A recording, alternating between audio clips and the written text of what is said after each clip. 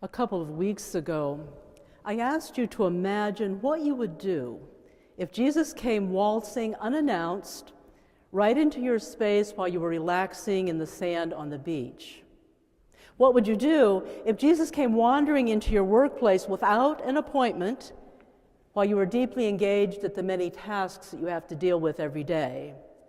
And what if, when he intruded into your life, Jesus said without further explanation, "Come, follow me. I have new things for you to do. I need you to come work with me now.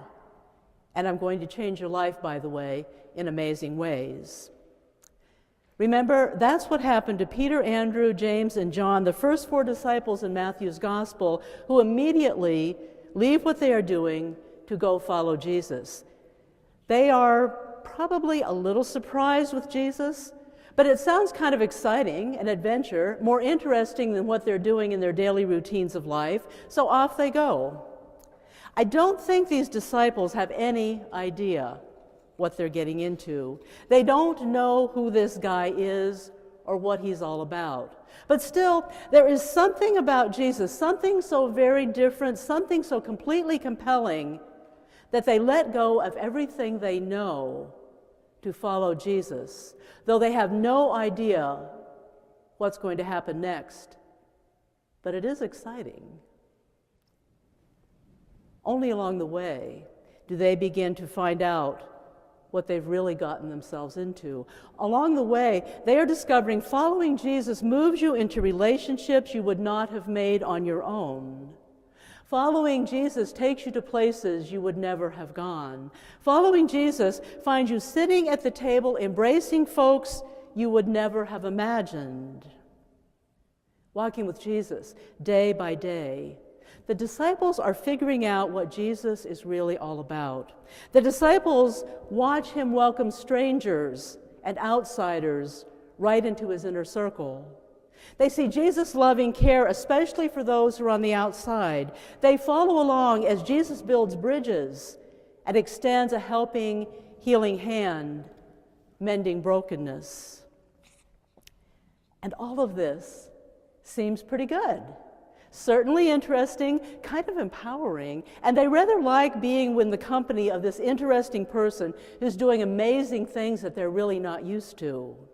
In fact, others even begin to notice, and they want to come along too, like the religious scholar who said, "Teacher, I will follow you wherever you go."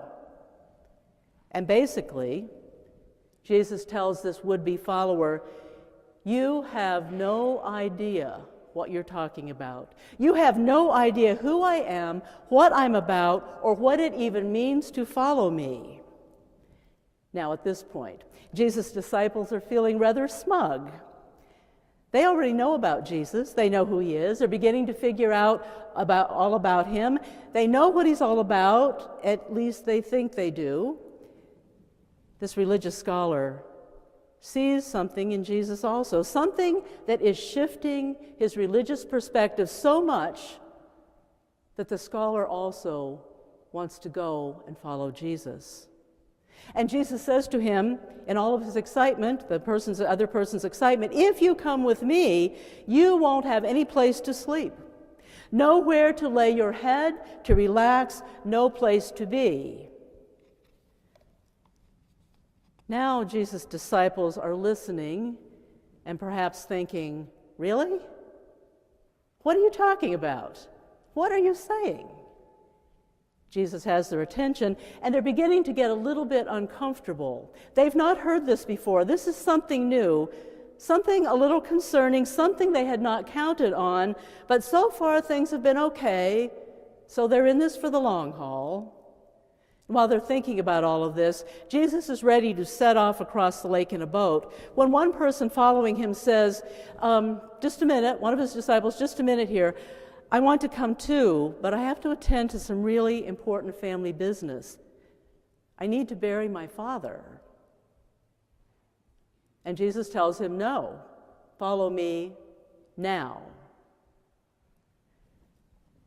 The disciples start glancing around at each other. You could almost hear the voices in their heads. "Really? Are you serious? You're not going to let him bury his father?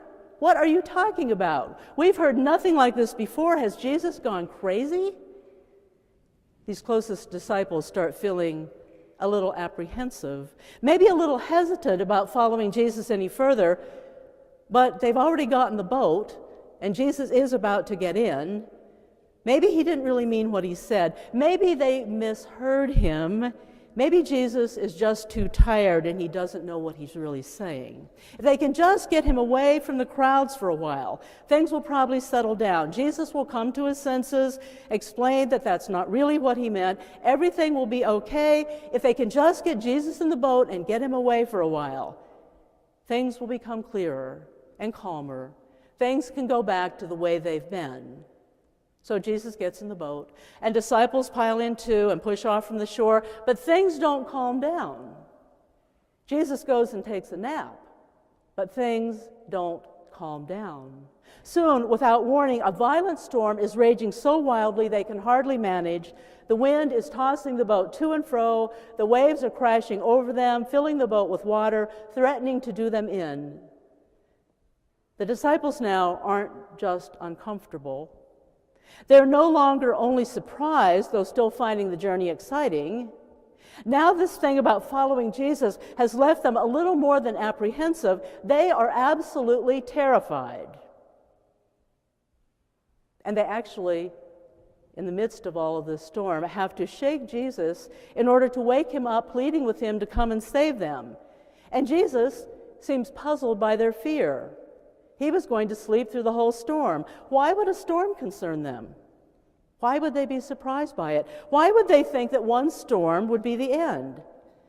But anyway, Jesus gets up. He speaks strongly to the winds and the waves. A complete calmness comes over the sea, and the disciples are amazed at Jesus' awesome power. So what's this thing about following Jesus? If following Jesus doesn't keep us out of the storm swirling in our world and even takes us out into the storms, if following Jesus means having no place to rest, if following Jesus means we cannot even take time to tend to the needs of our families and grieve the death of a loved one, what's the point? Why even bother? The real point of these stories in Matthew's gospel is to make something very, very clear. Following the real Jesus is serious business, uncompromisingly serious business. Discipleship is not for the faint of heart, not for those seeking an easy path, nor for those who think following Jesus will make your life one of ease and endless happiness.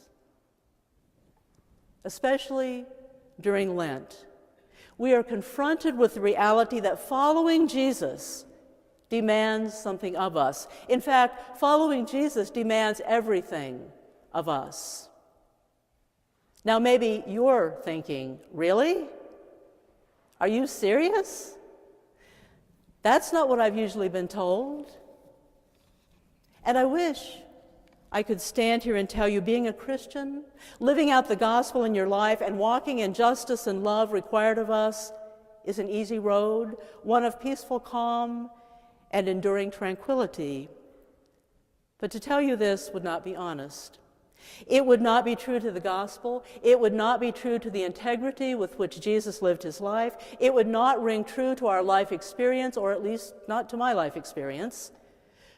But following the Jesus way is nevertheless to live in great hope, to live life filled with the abiding presence of the living Christ who shows us the powerful work of an awesome God.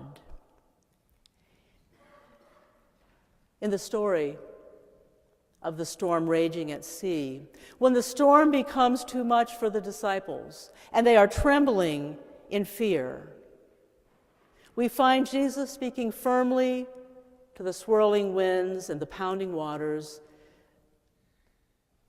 and a calm comes, a great calm comes into being as a real peace settles in. Following Jesus can be surprising and really exciting, leaving us ready to follow eagerly and enthusiastically wherever Jesus will take us. Following Jesus can be uncomfortable, and reluctance, tempting us to stop, sets in, taking us in a different way. Following Jesus can be terrifying. Can be so terrifying we opt for a less demanding, more watered down, sanitized, passive way of being Christian in our world, even to the point of becoming useless to God. But the promise is this: when we risk being truly Christian in our world, and the storms become too much, and we are trembling in fear, Jesus is right there beside us in whatever boat we are in, bringing a peacefulness, a true peacefulness to sustain us and get us through, and we will be amazed what our awesome God can really do. Will you pray with me?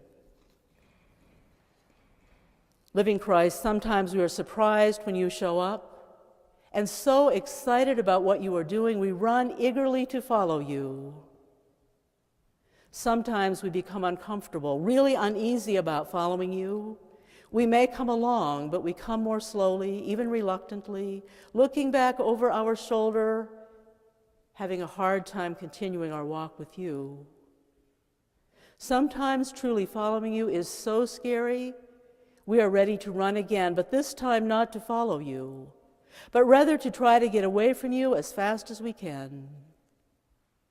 Living Christ, even when we are most afraid, help us to respond to the call to be your disciples, living in ways that bring a new kind of peace into our world, living in ways that allow us to see what amazing things you can do.